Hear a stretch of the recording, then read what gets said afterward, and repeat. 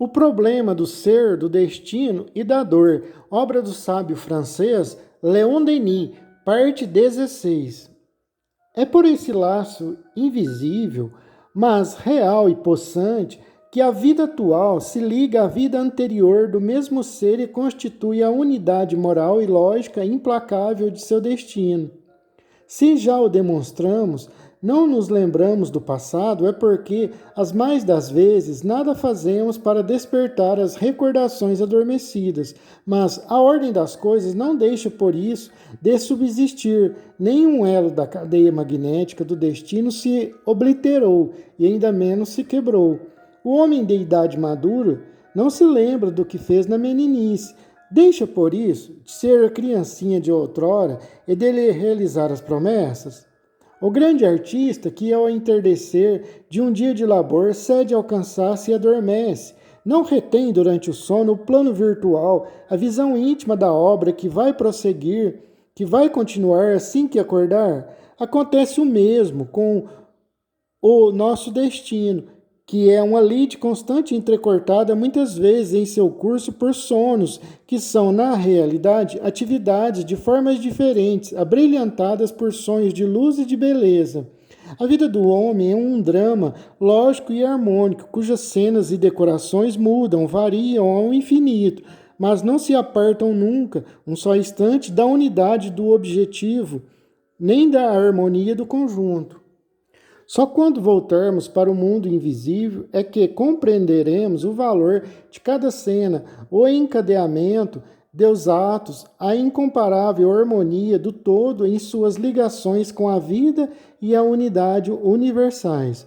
Sigamos, pois, com fé e confiança a linha traçada pela mão infalível.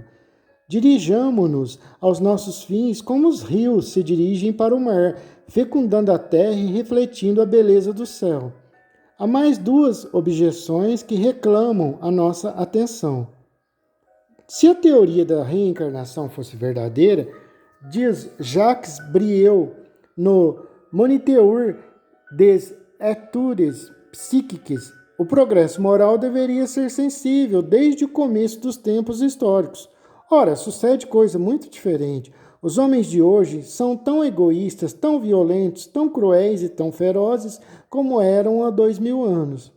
É uma apreciação bem exagerada, ainda que a consideramos exata, mas nada prova contra a reencarnação. Sabemos que os melhores homens, aqueles que, depois de uma série de existências, alcançaram um certo grau de perfeição, eles prosseguem a sua evolução em mundos mais adiantados e só voltam à Terra excepcionalmente na qualidade de missionários. Por outro lado, contingentes de espíritos vindos de planos inferiores cotidianamente se vão juntando à população do globo. Como estranhar, nestas condições, que o nível moral se eleve muito pouco e tão devagar? Segunda objeção. A doutrina das vidas sucessivas, espalhando-se na humanidade, produz abusos inevitáveis. Ora, mas não sucede o mesmo com todas as coisas no seio de um mundo pouco adiantado, cuja tendência é corromper, desnaturar os ensinamentos mais sublimes, acomodá-los aos seus gostos, paixões e vis interesses? O orgulho humano pode encontrar aí fartas satisfações e, com a ajuda dos espíritos zombeteiros ou da sugestão automática, assiste-se, por vezes, às revelações mais burlescas. Assim como muita gente tem a pretensão de descender de ilustre estirpe, assim também entre os teósofos e os espíritas encontra-se muito crente vaidoso, convencido de ter sido tal ou qual personagem célebre do passado. Em nossos dias, diz Myers, Anna Kingsford e Edward Maitland pretendiam ser nada menos do que a Virgem Maria e São João Batista. Pelo que pessoalmente me diz respeito, conheço, por esse mundo afora, umas 10 pessoas que afirmam ter sido Joana d'Arc. Seria um nunca acabar se fosse preciso enumerar todos os casos deste gênero.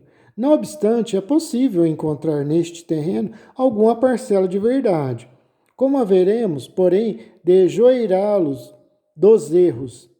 Em tais matérias, precisamos entregar-nos a uma análise atenta e passar tais revelações pelo crivo de uma crítica rigorosa. Investigar primeiramente se a nossa individualidade apresenta traços salientes da pessoa designada. Reclamar depois, da parte dos espíritos reveladores, provas de identidade no tocante a tais personalidades do passado e a indicação de particularidades e de fatos desconhecidos cuja verificação seja possível fazer ulteriormente. Convém observar que esses abusos, como tantos outros, não derivam da natureza da causa incriminada, mas da inferioridade do meio em que ela exerce sua ação. Tais abusos, frutos da ignorância, de uma falsa apreciação, hão de diminuir de importância e desaparecer com o tempo, graças a uma educação mais sólida e mais prática. Continua a subsistir uma última dificuldade. É a que resulta da contradição aparente dos ensinamentos espíritas a respeito da reencarnação. Por muito tempo, nos países anglo-saxônios, as mensagens dos espíritos não falavam da reencarnação. Muitas até negaram, e isto serviu de argumento capital para os adversários do espiritismo. Já em parte respondemos a essa objeção. Dissemos então que essa anomalia se explica pela necessidade em que se achavam os espíritos de contemporizar, a princípio, com preconceitos religiosos muito inveterados em certos pontos do mundo. Nos países protestantes, hostis à reencarnação foram deixados voluntariamente na penumbra para serem divulgados com o tempo, quando fosse julgado oportuno, vários pontos da doutrina. Com efeito, passado esse período de silêncio, vemos as afirmações espíritas em favor das vidas sucessivas produzirem-se hoje nos países de além-mar com a mesma intensidade que nos países latinos. Houve graduação em alguns pontos do ensino, não houve contradição. As negações derivam quase sempre de espírito muito pouco adiantados para saberem e poderem ler em si mesmos e discernir o futuro que os espera. Sabemos que estas almas passam pela reencarnação sem a preverem e, chegada a hora, são imersas na vida material como num sonho anestésico. Os preconceitos de raça e de religião que na Terra exerceram influência considerável nesses espíritos continuam a exercê-la na outra vida. Enquanto a entidade elevada sabe facilmente libertar-se deles com a morte, enquanto a entidade elevada sabe facilmente libertar-se deles com a morte, as menos adiantadas ficam por muito tempo dominadas por eles ainda lá no plano espiritual. A lei dos renascimentos foi, no novo continente, considerada, por causa dos preconceitos de cor, debaixo de aspecto muito diferente daquele porque foi no antigo mundo, onde velhas tradições orientais e célticas haviam depositado seu germe no fundo de muitas almas.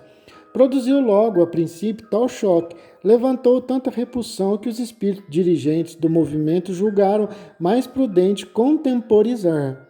Deixaram, primeiramente, disseminar-se a ideia em meios mais bem preparados, para daí ir levando até aos centros refratários por diferentes caminhos, visíveis e ocultos.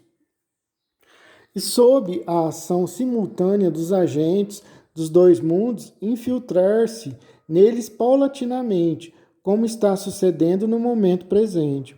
A educação protestante não deixa no pensamento dos crentes ortodoxos lugar algum para a noção das vidas sucessivas.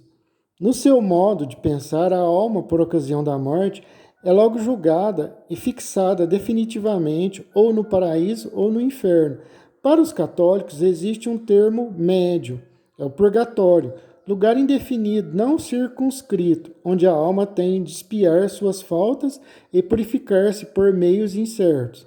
Esta concepção é um encaminhamento para ideias dos renascimentos terrestres. O católico pode assim relacionar as crenças antigas com as novas, ao passo que o protestante ortodoxo se vê na necessidade de fazer tábua rasa e de edificar no seu entendimento doutrinas absolutamente diferentes das que lhe foram sugeridas por sua religião. Daí a hostilidade que o princípio das vidas múltiplas encontrou logo de princípio nos países anglo-saxônicos, adesos ao protestantismo. Daí os preconceitos que persistem mesmo depois da morte numa certa categoria de espíritos. Vimos na atualidade, pouco a pouco, que se vai produzindo uma reação à crença das vidas sucessivas. Ela vai ganhando todos os dias mais algum terreno nos países protestantes, à medida que a ideia do inferno lhe vai tornando estranha. Conta já na Inglaterra e na América numerosos partidários. Os principais órgãos espíritas desses países adotaram-na, ou pelo menos a discutem com uma imparcialidade de bom quilate. Os testemunhos dos espíritos em seu favor, tão raros ao princípio, multiplicaram-se hoje. Demos alguns exemplos. Em Nova York foi publicada em 1905 uma obra importante com o título The Window Smith, na qual se fala da reencarnação. O autor, Sr. Frank diz J. Covely na Light, o homem muito conhecido e altamente respeitado nos centros literários americanos como o mais antigo sócio da firma comercial Frank Wagnalls, editora do famoso Standard Dictionary, cuja autoridade é reconhecida em toda parte onde se fala inglês. É um homem prudente que, passo a passo e com as maiores precauções, chegou à conclusão de que a telepatia e a comunicação com os espíritos estão, de hora em diante, demonstradas. Tomou como princípio pesar toda a aparência de prova que se apresente, e graças a isso chegou, após 25 anos de observações conscienciosas, a editar uma obra que provocará, com certeza, em muitos espíritos, convicção mais profunda do que provocaria se ele tivesse ligado atenção menos escrupulosas às minúcias. Esse livro contém uma grande variedade de fenômenos psíquicos observados nas condições mais variadas e relatados com o maior cuidado por uma testemunha cética a princípio e merece lugar elevado na literatura especial. Na obra que se trata, o autor expõe primeiramente as condições de experimentação. O leitor deve considerar que a médium é uma senhora de idade sem instrução e a quem, tendo-a encontrado já nos 40 círculos, tivemos todo o vagar de estudar sobre o ponto de vista moral. Na presente ocasião, estou absolutamente convencido de que ela não tinha nenhum cúmplice. A primeira comunicação, de natureza muito elevada, dizia respeito às leis da natureza. Deixamo-la de parte, apesar do seu interesse, e chegamos à segunda, que tratava da reencarnação. A voz do espírito guia do grupo, Amos, fazendo-se ouvir, disse: Está aqui um espírito luminoso que hoje vos apresento. Vem dar-vos esclarecimentos a respeito da reencarnação, que foi o objeto de uma de vossas perguntas. É um espírito muito elevado que consideramos como instrutor para nós mesmos e vem a instâncias nossas. Estais lembrados de que as perguntas que haveis feito em várias reuniões não receberam resposta satisfatória. Por isso, recorremos a ele, que consentiu em vir. Sinto vivamente que o professor Slop esteja ausente, já que fez várias perguntas a este respeito em outra ocasião. Uma vez muito mais forte que a precedente e absolutamente diversa, toma assim a palavra. Uma voz muito mais forte que a precedente e absolutamente diversa, toma assim a palavra. Meus amigos, a reencarnação é a lei do desenvolvimento do espírito na via do seu progresso, e todos devemos progredir lentamente, é verdade, com pausas mais ou meias prolongadas. Desenvolvimento que, demanda longos séculos. Vem um momento em que o espírito torna a nascer, entrando em outra esfera mais elevada da sua existência. Não falo somente da reencarnação na Terra. Não é frequente que um espírito elevado que tenha vivido na Terra torne a nascer nela algumas vezes. No entanto, os espíritos são afeiçoados à Terra e aos seus atrativos e tornam a tomar corpos humanos e a viver outra vez na Terra. Mas isto não é necessário para os espíritos elevados. Os progressos são mais rápidos no corpo espiritual e nas regiões onde nos achamos do que nas condições da vida terrena. O que acabamos de dizer é aplicável a cada uma das esferas que sucessivamente percorremos. Diz depois que Jesus desceu de uma esfera superior para desempenhar a missão junto aos homens e trazer-lhes a verdade. Frederico Myers, na sua obra magistral La Personnalité Humaine, exprime opinião análoga. Nosso novo conhecimento em psiquismo, confirmando o pensamento antigo, confirma também em relação ao cristianismo as narrativas das aparições do Cristo depois da morte e faz-nos entrever a possibilidade da reencarnação benfazejo de espíritos que atingiram um nível mais elevado que o homem. Das 3 hipóteses que têm por objetivo explicar o mistério das variações individuais do aparecimento de qualidades e propriedades novas, a teoria das reminiscências de Platão parece-nos as mais verossímil, com a condição de assentar a base nos dados científicos estabelecidos em nossos dias. A doutrina da reencarnação nada encerra que seja contrário à melhor razão e aos instintos elevados do homem. Não é, de certo, fácil estabelecer uma teoria firmando a criação direta de espíritos em fases de adiantamento tão diversas